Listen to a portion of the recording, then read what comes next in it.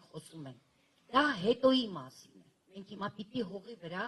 ձևը գտնենք այս ամենի դեմ, այս այլանդակությունների դեմ ուղղակի պայքարելու։ Միգուցե տարբերակ է ֆեյքերի ֆաբրիկա ստեղծել իրենց նման։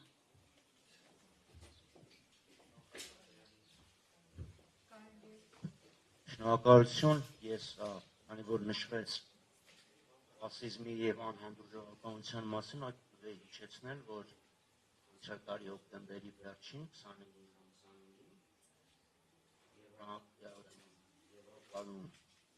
ռասիզմի եւ անհանդուրժողականության դեմ հանձնաժողովը Հայաստանի իշխանություններին հստակ մեղադրել է արցախցիների ինտեգրման իրենց տենդենսիաները չիրականացնելու համար։ Հասել ենք այն աստիճանի, որ նույնիսկ միջազգային կառույցները, եվրոպական կառույցներն են Հայաստանին մեղադրում արցախցիների դեմ իրականացվող անհանդուրժողականության եւ ռասիզմի դրսեւորումները չկանխելու եւ արցախցիների ինտեգրում Հայաստանի Հանրապետությունում պատշաճ կերպով չիրականացնելու համար։ Հիմա ինչ վերաբերվում է իշխանությունների կողմից վարվող հակաարցախյան քաղաքականությանը։ Ակնհայտ է, որ հայությունը չի ներել Նիկոլ Փաշինյանին արցախցիներին Ադրբեջանի դեմ միայնակ թողելու, Արցախը հայաթափելու եւ Ադրբեջանի կողմից Արցախի բռնազավթմանը օժանդակելու համար, որովհետև այն ամեն ինչ տեղի ունեցավ Արցախում 2023 թվականի սեպտեմբերին, դա իր քաղաքական հայտարարությունների հետևանքն էր, չմոռանանք 22 թվականի հոկտեմբերին հայտարարությունը, որ ինքը ուղղակի պաշարեց, եւ հիմա Փաշինյանը փորձում է առաջ խոցնել, առաջ խաղալ եւ այս արցախյան քաղաքականության քննադատությանը հակադրել հակաարցախյան մի շարժում, որ ասի դե սրանք էին, սրանց ինչ ենք մենք ուզում պաշտպանել։ Դա է իրականություն։ Գիտի, որ ժողովուրդը իրան չի ներել եւ հիմա սկսում է այս ցնդաբանու այս հակահայ, թրքահաճո եւ թրքապարո քաղաքականության իրականացումը։ Մենք ձեր վրա այսքան փող ենք ծախսել։ Ես վերջերս մի փոքր նենց հաշվարկ էի արել, լավ տնտեսական առումով Հայաստանն ինչ է ստանում։ Հիմա անգել են Մուրացկանի նման Ադրբեջանի եւ Ղազախստանի ձեռներն են քիչ մնում համբուրեն մի բուռ 4-րդ կարգի ցորենի համար ցածր սպիտակուցային։ Այն դեպքում երբ Արցախի հանրապետությունից մենք տարեկան ստանում ենք 25000-ից 40000 տոննա ցորեն։ Շատ ավելի էժան գնով, քան թե սրանք առնում են։ Ես չեմ խոսում մաքսատուրքերի կամ ինչի՞ չէ։ Խոսում եմ նաև Արցախ եկող ապրանքներից գանձված մաքսատուրքերի եւ սահմանի վրա ավելացված արժեքի հարկը գանձելու մասին։ Վերջը մեզանից որևէ մեկը Աղավնոյում չի տեսել Արցախի մաքսատուն, որ այն գանձած ավելացված արժեքի հարկը վերադարձվի։ Չմոռանանք նաև էներգետիկ ռեսուրսների մասին։ Իսկ արդեն անվտանգության գործոնի մոնետիզացիայի մասին որ խոսենք, դա այդ 50 միլիարդ, 100 միլիարդից մի հատ 2-3 հատ զրո էլ ավել պետք է ավելացնենք, որովհետև ադրբեջանցիները մխրճվեցին Հայաստան այն տարածքներից, որոնք ժամանակին Արցախի հանրապետությունը որպես զրահապաճկոն պաշտպանում է։ Ադրբեջանը մխրճվել է Հայաստան բացառապես իրենց ձևավորված սահմանի, իրենց կահավորված սահմանով, դրա ֆինանսական գնահատականը ով է տալու։ Ամեն դեպքում մենք հույս ունենք, լիահույս ենք, որ այս մղձավանջը շատ շուտով կվերջանա, շատ շուտով կավարտվի, վերականգնի Հայաստանում հանրային համազգային համերաշխությունը եւ համայն հայությունը կպահանջի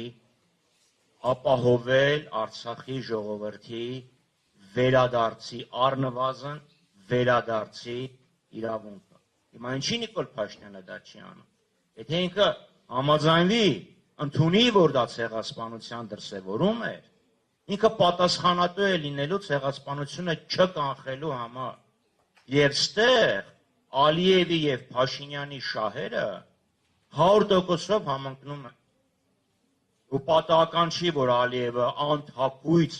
հայտարարում է, որ իր սրտի թեկնածուն Նիկոլ Փաշինյանն է։ Նիկոլ Փաշինյանն էլ ասում է, եթե ինձ հանկարծ փորձեք նեղացնել, ես իմ մեծ աղբորը ձեր վրա կռիվ կբերեմ։ Այսօր HIV-1 անվտանգային սպառնալիքը Հայաստանին եւ համայն հայությանը Նիկոլ Փաշինյանն է։ Ըստ ես կրկնում եմ, որ ես լիահույս եմ, որ 2 ամիս հետո մենք այս օրերը կհիշենք որպես ուղղակի սարսափելի մղձավանջ։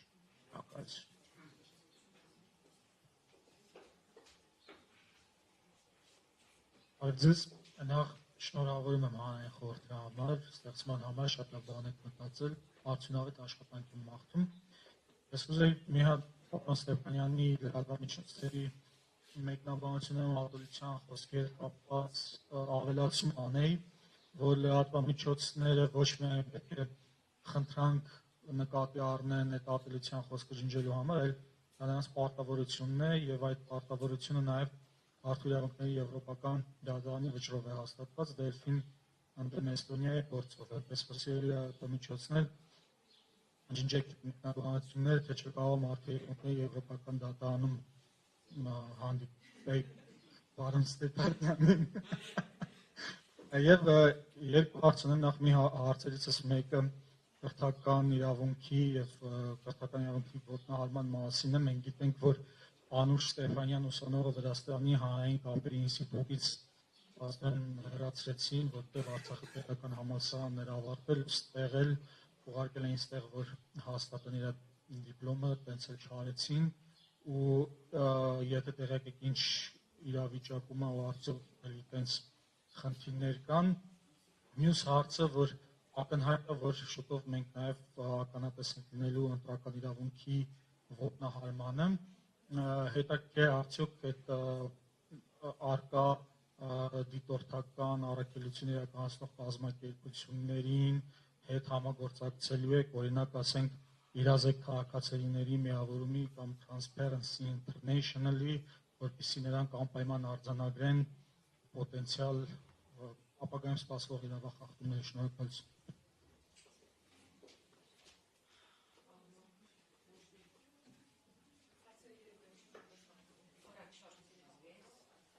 Ես արդեն 21 տարի ապրելով Երևանում, արցախցի լինելով, մի հատ առաջարկ ունեմ։ 30 տարի մեր Հայաստանի բնակչությանը սնուցել են այն ինֆորմացիայով, որ բոլոր պատերազմները Արցախի պատճառով է, թուրքը հարձակվում է մեզ վրա միշտ Արցախի պատճառով, զոհվում են երեխաները Արցախում, Արցախ պահելու համար։ Այս վերջերս որ հնչեց, որ սպասվում է պատերազմ, եթե չընտրվի տվյալ իշխանությունը, շատ-շատերը հարցեր տվեցին։ Իվարկյան, բա Արցախի պատճառով չէ միշտ այդ պատերազմները։ Այս ոնց եղավ, որ հիմա վտանգը փաստորեն կապեցին տվյալ իշխանության հետ։ Մի կողմից շատ ցավալի ազդակ է, բայց մի կողմից շատ մարդկանց մոտ աչքերը բացվել են ու նման շատ դեպքեր մենք հիմա տեսնում ենք, որ ինչ որ արցախցի մտնում է մի տեղ աշխատելու, քննադատում են, եկար աշխատեցիր մեր ձեռքից մեր գործը վերցրեցի։ Չի աշխատում, ապրում ես մեր հույսին, մեր պետության հաշվին։ Բնակություն է ձեռք բերում, ահա, տեսար, իրան տվեցին, սրան չտվեցին։ Չի ձեռք բերում, ալարում ես գնաս աշխատես, մեր վզին նստած ես եւ այլն։ Այս խոսույթը միշտ լինելու է, քանի դա գեներացվում է վերևից։ Իմ առաջարկը, եկեք կազմակերպենք հիմա շատ արդիական այս պոդքասթներ, ինչ-որ հանդիպումներ, մենք մի հատ ովոյի հետ շատ հետաքրքիր բան կազմակերպեցինք զինվորները այդ ջուր չտալու, բանի համար հետաքրքիր բան են կազմակերպել, բավականին դիտումներ են հավաքել, այդ միֆը պայթեցնող, որ այո Արցախում միշտ ջուր չեն տվել, բայց տեղը գինի են տվել։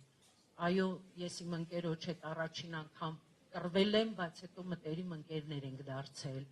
Այդ հակամարտությունը, որը ստեղծվում, գեներացվում ու օդից ստեղծում են, որ բևեռացնեն ու տարբերակեն հայ հասարակությանը իրար մեջ, մենք կարող ենք մեր ձեռքով այս օրինակների նման քանդել։ Հավաքվենք, խոսանք ինչքան կարևոր ա եղել Արցախը Հայաստանի կյանքում, թե գեոպոլիտիկ, թե մշակութային, թե ժողովուրդ հավատացեք հասարակությունը չգիտի 90% Արցախի կարևորության, իր մշակույթի, իր գործունեության, նպատակային այդ արդյունքների մասին չգիտեն։ Շատ շատերի հետ մենք ուղղակի զրույցով, որ ասում ենք, բա գիտեք, Արցախում այսպիսի բան ա եղել ու Արցախը մատակարարել է այսպիսի բան, զարմանում են։ Այս պետության շնորհիվ քաղաքացիները 30 տարի իրանց թերթերով, հիմա էլ պաշտոնական սնուցել են, որ մենք աշխատում ենք, դուք ուտում եք։ Այդ խոսույթները քանդելու համար եկեք ստեղծենք ոչ մի պետական կառույց, ոչ մի կներեք նախկին ինչ-որ պաշտոնյա հասարակ երիտասարդներ նստեն պատմեն, խոսան, ինչքանով է կարևոր եղել Հայաստանը Արցախի կյանքում եւ Արցախը Հայաստանի կյանքում։ Այս մեկ երկրորդն էլ ուզում եմ բոլոր արցախցիներիս հիշացնեմ, որ նման վերաբերմունքի արժանանում են Սումգայիթից եկած հայերը, Բաքվից եկած հայերը, նույնիսկ Գյումրիի երկրաշարժից հետո մենք ինչ-որ վտանգավոր բան ունենք, կամ ահավոր իրար օգնում ենք, կամ ահավոր իրար քննադատում ենք։ Այդ միջինը գտնելուն պետք է օգնենք մենք, ովքեր եւ ապրում ենք այստեղ եւ տեսնում ենք մեր հայրենակիցների վերաբերմունքը։ Իրականում այդ ատելությունը ավելի շատ Facebook-ներում է գեներացված, իրական կյանքում նման բան չկա։ Իմ ընտանիքը հյուրընկալել է մի մարդ, որը 3-րդ տարին անվճար պահում, փայփայում եւ օգնում։ Եվ նման մարդկանց իմ փորին շնորհակալությունն է։ Ես չեմ ուզում, որ իրանց պատճառով նման մարդիկ տուժեն։ Դրա համար իմ առաջարկն է կազմակերպել ինչ-որ պոդկաստային կամ նման հանդիպումներ, այլ ինչպես մենք այս զինվորների միֆը քանդեցինք, նման ձև բոլոր միֆերը քանդենք։ Հիմա քանի մենք իրանց ետևից ենք գնում, ստիպված ենք դանել։ Այ երբ որ մենք լինենք առաջինը, իրանց ստիպված մերն են անելու։ Շնորհակալություն։ Շնորհակալություն։ Այս առաջարկությունը հիմա որ ես անում եմ, ժամանակին արել եմ, որ Պարքև Սրբազանը մեր սրբազաններ, ոչ թե Նիկոլի սրբազանը։ Ուրեմն առաջարկության իմաստը կանում եք տալում։ Պետք է մենք Արցախի հանրապետության ազգային ժողովը, այնուհետև նախագահը, մարդու իրավունքների պաշտոնը եւ թեմական խորհուրդը դիմեն ՄԱԿ-ի մարդու իրավունքների գերագույն հանձնակատարին եւ մարդու իրավունքների փախստական գերագույն հանձնակատարին, որ Հայաստանի Հանրապետության կառավարության ծրագիրը չի կատարել 21-26 թվի այն դրույթները, որոնք վերաբերում են Արցախի Հանրապետությանը, բացի դրանից Հայաստանի Հանրապետությունը չի կատարել, նաև իշխանությունները չեն կատարել փախստականների մասին օրենքը, որը վերաբերում է նույն փախստականներին, այսինքն իրենք պետք է մեզ ապահովեն կացարաններով եւ սննդով եւ մնացած կանոնները հստակ նշված այդ օրենքները չի կատարվել։ Շնորհակալություն։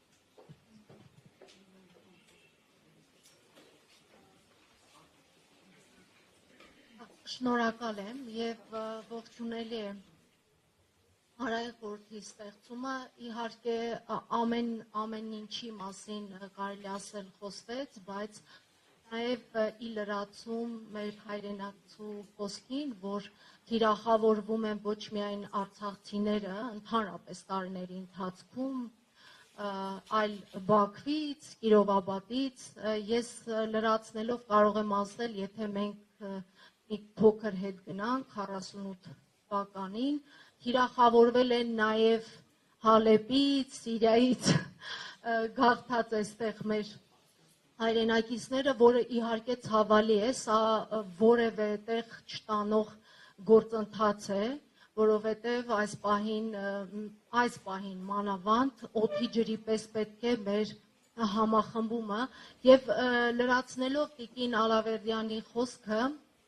շնորհակալ եմ, որ դուք դա նշեցիք, հատվածական, ես կողմ եմ դրան, որ իհարկե եթե մենք դիտարկենք միայն արցախցիների թիրախավորումը, դա կլինի հատվածական, բայց եկեք կարծում եմ շատ պարզ եւ բացահայտ է, որ ներկայիս իշխանությունը իդեմս Փաշինյանի եւ ՔՊ-ի